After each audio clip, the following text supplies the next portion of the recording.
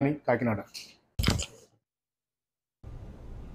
ప్రభుత్వం ఇటీవల మహాలక్ష్మి పథకం కింద మహిళలకు ఉచిత బస్సు ప్రయాణం కల్పించడంతో తమ కుటుంబాలు రోడ్డున పడుతున్నాయని ఆటో డ్రైవర్లు ఆవేదన వ్యక్తం చేశారు.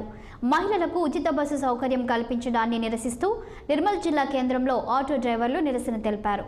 ఈ సందర్భంగా జిల్లా కేంద్రంలోని ప్రధాన వీధుల గుండా ఆటోలతో భారీ ర్యాలీ నిర్వహించారు. ప్రభుత్వం వెంటనే ఆటో డ్రైవర్లను ఆదుకోవాలని వారు డిమాండ్ చేశారు. రానున్న రోజుల్లో తమ ఆందోళనలు మరింత ఉధృతం చేస్తామని ఆటో డ్రైవర్లు హెచ్చరించారు.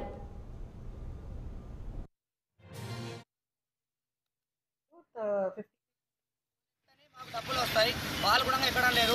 ఇక్కడ నిర్మల్ బస్ స్టాండ్ నుంచి మండలాపురం పోవడానికి కూడా వాళ్ళు బస్సులు ఎక్కడానికి జరుగుతుంది. మాకు వచ్చే 15 రూపాయలు కూడా మాకు ఇళ్ళకి వస్తలేవు. కూరగాయలు వంకపోవడం వల్ల కూడా కూరగాయలు కొనడానికి కూడా మధ్య డబ్బులు లేవు, పాల బ్యాగులు డబ్బులు లేవు. ప్రతి ఒక్కరికి మాకు ఇబ్బంది కలుగుతున్నది.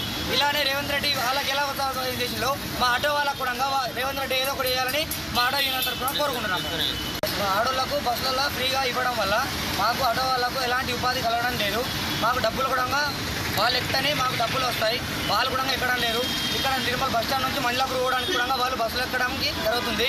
మాకు వచ్చే 15 రూపాయలు కూడా మాకు ఇళ్ళకి వస్తలేవు. కూరగాయలు వంకపోవడం వల్ల కూడా కూరగాయలు కొనడానికి కూడా మధ్య డబ్బులు లేవు, పాల బ్యాగులు డబ్బులు లేవు. ప్రతి ఒక్కరికి మాకు ఇబ్బంది కలుగుతున్నది.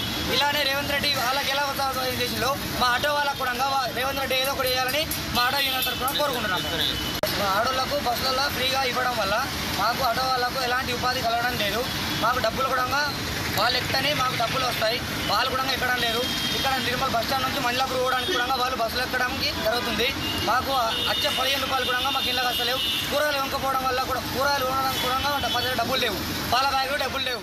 ప్రతి ఒక్కరికి మాకు ఇబ్బంది కలుగుతున్నది.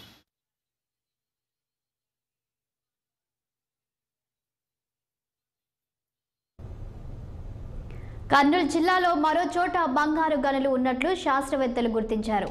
ఆస్పరి మండలం పరిధిలో